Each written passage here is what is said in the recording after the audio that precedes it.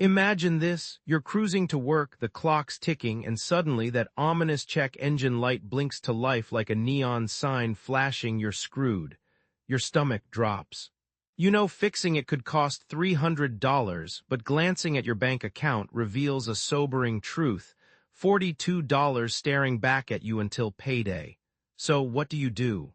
You crank the radio, drown out the strange rattling noise, and pray.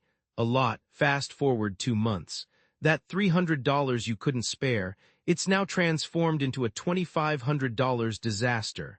Your car breaks down on the highway and now there's a tow truck involved, another $200.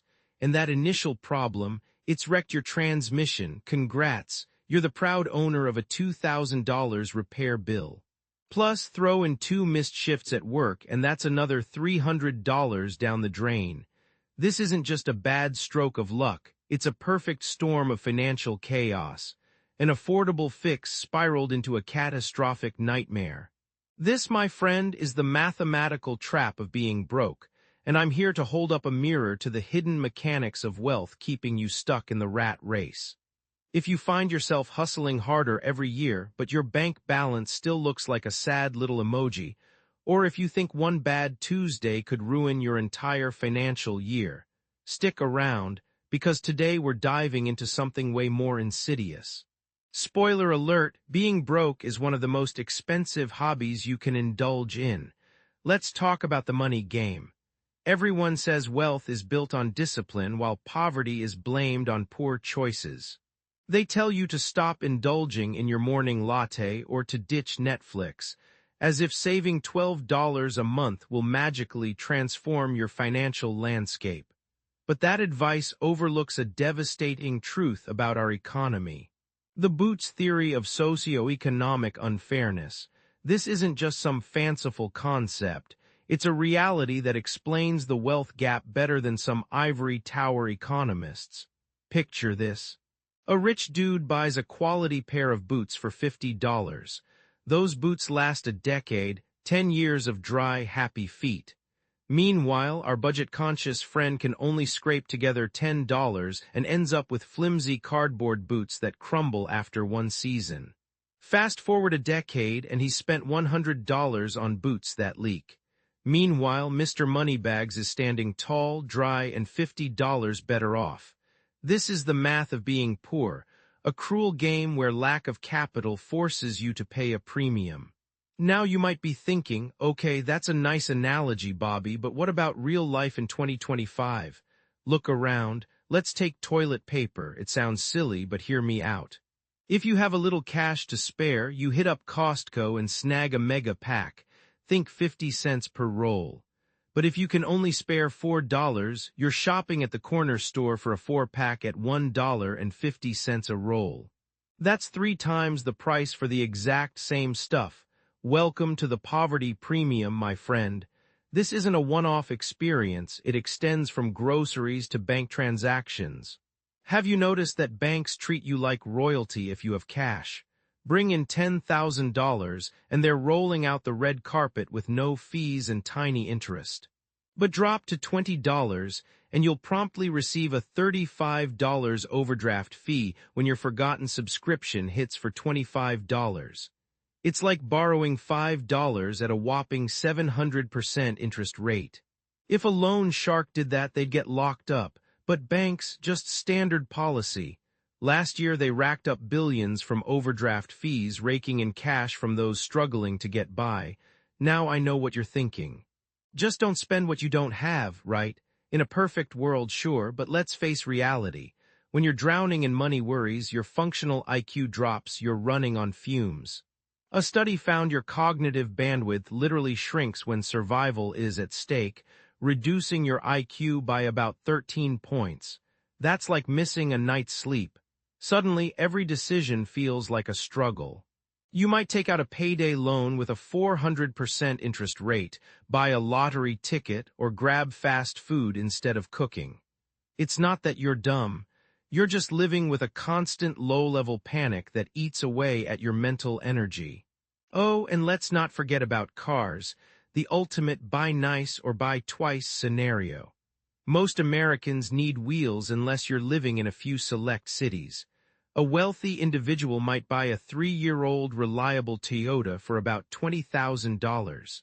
They'll either pay cash or snag a low-interest loan. But our friends stuck in the system, they might need a $4,000 clunker from a predatory dealership for $8,000, paying a staggering 24% interest. By the time the loan's done, they're out $15,000 for a car worth far less. And what's worse, they're probably still paying for it when it breaks down on their way to work. Now let's dive into housing, where renting versus owning is the ultimate example of the Boots theory. When you rent, you're paying 100% interest with zero equity, feeding your landlord's mortgage while you get nothing in return. Want to own a house? You need a down payment that could be $10,000 or $20,000. But if half your paycheck vanishes in rent, good luck saving that cash. You're paying $2,000 a month for a place that could cost $1,200 if you actually owned it. You're essentially renting your existence. And here's where it gets dark. There's a hidden tax on your time, too. Think about the laundromat versus having your own washer and dryer. If you own one, laundry takes literally 5 minutes. But drag yourself to the laundromat, and suddenly you've blown $5 in quarters and 2 hours of time you can't get back. You're missing out on work, rest, or time with your loved ones. Time is money, and poverty steals that time, robbing your future earning potential. But Bobby, you might say, this is pretty grim. Are you saying I'm stuck in a trap? Yes, it is grim, but recognizing the math behind it is the first step towards breaking the chains, even if it hurts. You've got to stare down those numbers to carve out an escape route. Forget the mainstream advice to invest in the stock market for an 8% return. If you're struggling, your best move isn't the S&P 500. It's escaping the penalties of the Boots theory. If you have credit card debt at a 20% interest rate, paying that off is like getting a guaranteed 20% return on your money. Good luck finding that anywhere else.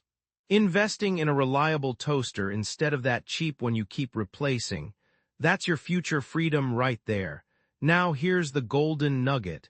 To escape the cycle of buying cheap boots, you have to prioritize saving up for the good ones. That first $1,000 emergency fund isn't just boring advice. It can be the weapon that obliterates the poverty premium. With that cushion, a flat tire becomes just that, an annoyance rather than a financial breakdown plunging you into debt. You can negotiate better insurance rates and buy in bulk, flipping the script on your expenses. When you have a bit of cash, resist the temptation to splurge. Instead, make purchases that solve problems long-term. Buy high-quality work boots or invest in reliable tires. Get that dental appointment to fix the cavity before it becomes a root canal. By doing this, you're paying off the poor tax so you don't have to deal with it again. Your thinking should shift from "can I afford this payment" to "what's the total cost of ownership?"